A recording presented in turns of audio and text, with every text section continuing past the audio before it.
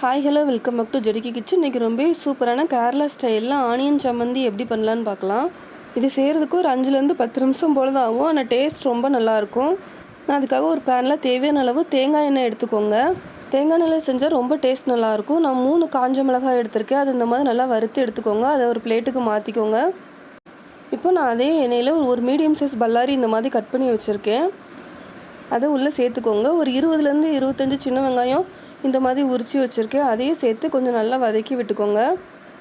வெங்காயம் வதங்கும் போதே நான் சின்ன சைஸ் அளவு இஞ்சி இந்த மாதிரி கட் பண்ணி வச்சுருக்கேன். அதையும் உள்ளே சேர்த்து நல்லா வதக்கி விட்டுக்கோங்க.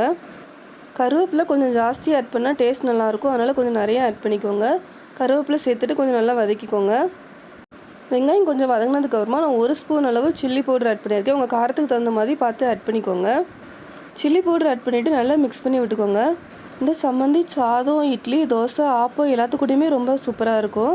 நான் சின்ன நெல்லிக்காய் சைஸ் அளவு புளியும் உள்ளே ஆட் பண்ணிக்கிறேன். அதையும் மிக்ஸ் பண்ணி விட்டுக்கோங்க. வெல்லம் இந்தளவுக்கு ஆட் பண்ணிக்கோங்க. அப்போ தான் டேஸ்ட் ரொம்ப ரிச்சாக இருக்கும். வெல்லத்தையும் நல்லா மிக்ஸ் பண்ணிவிட்டு நல்லா ஆற வச்சுக்கோங்க. நல்லா ஆறுனதுக்கப்புறமா சின்ன மிக்ஸி ஜாரில் ஃபஸ்ட்டு காஞ்ச மிளகாய் மட்டும் போட்டு இந்த மாதிரி அரைச்சி எடுத்துக்கோங்க. அதுக்கப்புறம் நம்ம வதக்கி வச்சுருக்க வெங்காயத்தையும் உள்ளே ஆட் பண்ணி நல்லா அரைச்சி எடுத்துக்கோங்க. நான் வெங்காயம் சேர்க்கும் போது இந்த டிஷ்ஷுக்கு தேவையான அளவு நான் உப்பு உள்ளே ஆட் பண்ணிக்கிறேன். நம்ம மூடி போட்டு நல்லா அரைச்சி எடுத்துக்கோங்க. இப்போ நம்மளுக்கு ரொம்ப சூப்பரான வெங்காய சம்மந்தி கிடச்சிட்டு நீங்கள் தேவைப்பட்டால் மேலே லைட்டாக தேங்காய் எண்ணெய் ஊற்றுறதுனா கூட ஊற்றிக்கலாம். சாதம், இட்லி, தோசை, ஆப்பத்துக்கு ரொம்ப டேஸ்ட்டாக இருக்கும். நீங்களும் ட்ரை பண்ணி பாருங்கள். தேங்க்யூ.